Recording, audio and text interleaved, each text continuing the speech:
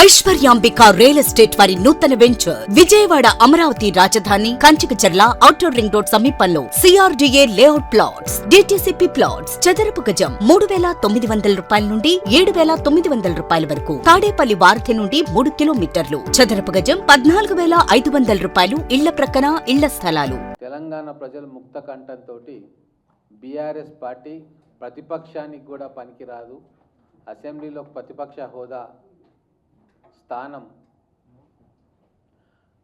అర్హత లేదు ఆ స్థానానికి అని చెప్పి తెలంగాణ ప్రజలు అనుకుంటా ఉన్నారు.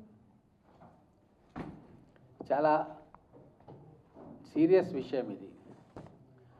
2 సంవత్సరాల తర్వాత జూబ్లీహిల్స్ ఎలక్షన్స్ అయినాయి, పంచాయతీ ఎలక్షన్స్ అయినాయి.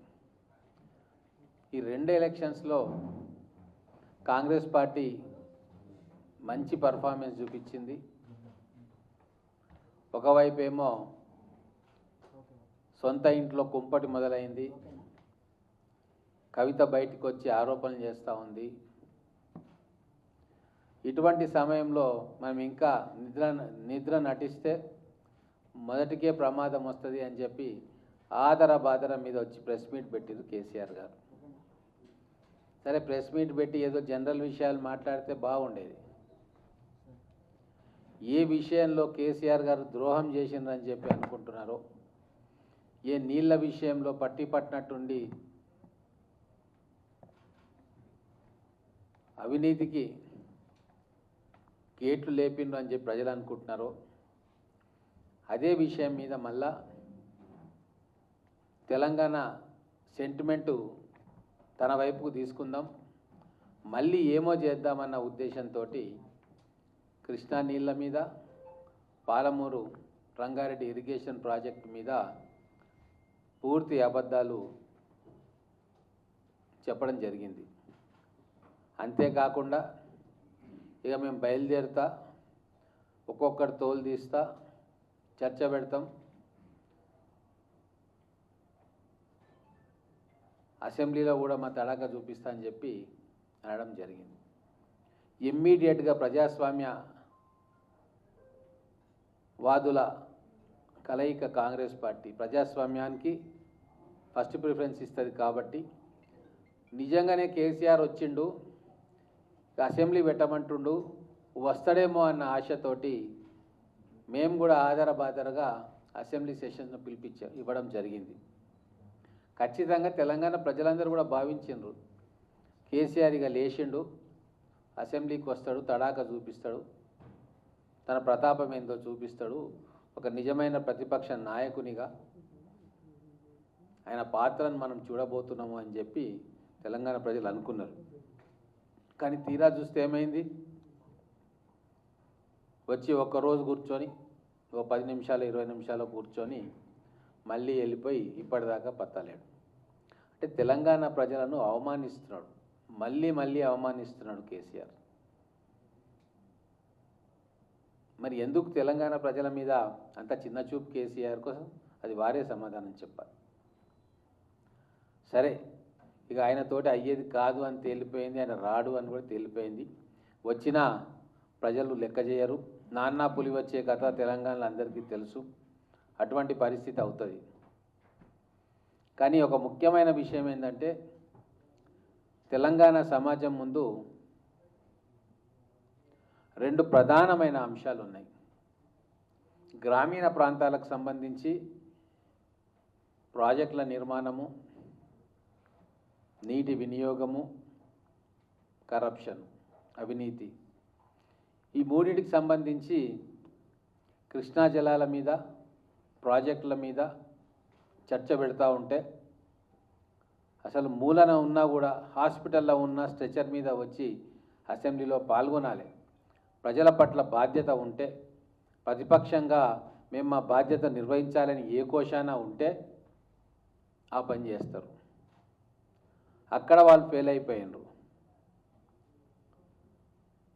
సరే, గ్రామీణ తెలంగాణ ప్రాంతం ఫెయిల్ అయిపోయింది అనుకున్నా, మరి కేటీఆర్ గారు ప్రతిసారి కూడా హైదరాబాద్ బతుకుతున్నదే నేను మంత్రిగా ఉండి చేసిన పనుల వల్ల చాలా గొప్పగా అభివృద్ధి చేసినాం, ప్రపంచానికి తెలంగాణ నేనే పరిచయం చేసిన, ఇక్కడ ఉన్న ఫ్లైఓవర్లు, బిల్డింగ్లు, రోడ్లు అన్నీ కూడా నేనే చేసిన అని చెప్పి జబ్బలు జరుచుకునే కేటీఆర్ గారు ఒక ముఖ్యమైన అంశం హైదరాబాద్ సంబంధించింది.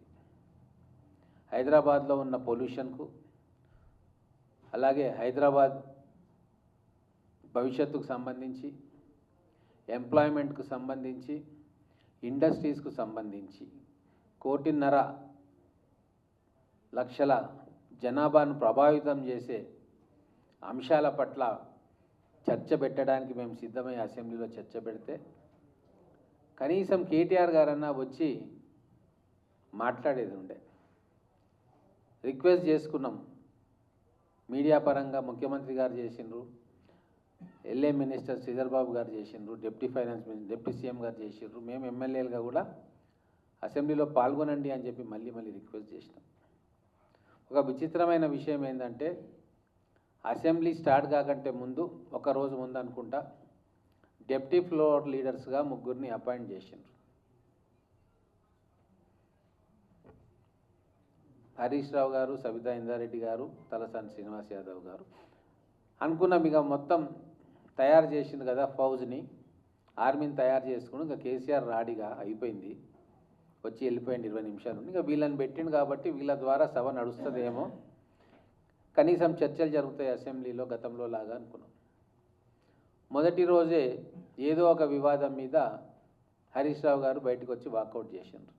ఇక్కడ జరిగింది అసలు డ్రామా తెలంగాణ ప్రజలు గమనించాలి. హరీష్ రావు గారికి తను మనస్తాపం చెందిండా, ఏమైందా, లేకుంటే డైవర్ట్ చేయాలనుకున్నాడా, లేదు డిప్యూటీ సిఎల్పిగా అంటే డిప్యూటీ లీడర్గా అపాయింట్ చేసినందుకు మొదటి రోజే బ్లాస్ట్ చేయాలి, కొంతమందికి ఉంటుంది క్రికెట్లో మొదటి బాలే 6 కొట్టాలని ఉంటుంది, అట్లా కొట్టాలని అనుకున్నాడా, ఆ ఒక్కరోజు ఏదో చేద్దాం అని చెప్పి బయటికి వచ్చాడు. ఆ బయటికి వచ్చి మాట్లాడుతున్న క్రమంలో అది ఒక్కరోజుది పోయి మొత్తం సెషన్స్ అంతా బాయ్కాట్ అనే ఒక విచిత్రమైన నిర్ణయాన్ని బీఆర్ఎస్ పార్టీ ప్రకటించింది. నాకు తెలిసి హరీష్ రావు గారే విసిపోయి ఉంటారు. ఎక్కడి నుంచో ఫోన్ వచ్చింది, మొత్తానికి బాయ్కాట్ చేయండి అని చెప్పిండ్రు, అందరు కలిసి బాయ్కాట్ చేసిండ్రు. ఆ బాయ్కాట్ చేయడము హరీష్ రావు గారికి కూడా ఇష్టం లేదు, కానీ అందరి ముందల అందరి పైనుంచి ఆదేశాలు వచ్చినాయి కాబట్టి పోవాల్సి వచ్చింది అని చెప్పి విశ్వసనీయ సమాచారం. అంటే కుటుంబంలో ఇన్ని స్పర్ధలు, ఒకరంటే ఒకరు పడదు, ఒకరికి పేరు వస్తూ ఉంటే మిగతా వాళ్ళు వెనకంగా బట్టి లాగుతారు, అప్రతిష్ట పాలు చేసే కార్యక్రమం చేస్తారు. ఇన్ని రకాలుగా సతమతం అవుతున్న వ్యక్తులు రేపు తెలంగాణ ప్రజల పక్షాన ప్రతిపక్ష పాత్ర అసెంబ్లీలో ఎట్లా పోషిస్తారు? అందుకే వీళ్ళ వాలకం 2 సంవత్సరాలుగా గమనించి నేను అసెంబ్లీలో కూడా నేను ఫ్లోర్ ఆఫ్ ద హౌస్ ఒక మాట అన్నా, బీఆర్ఎస్ పార్టీ విఫలమైంది ప్రతిపక్ష పాత్ర పోషించడంలో.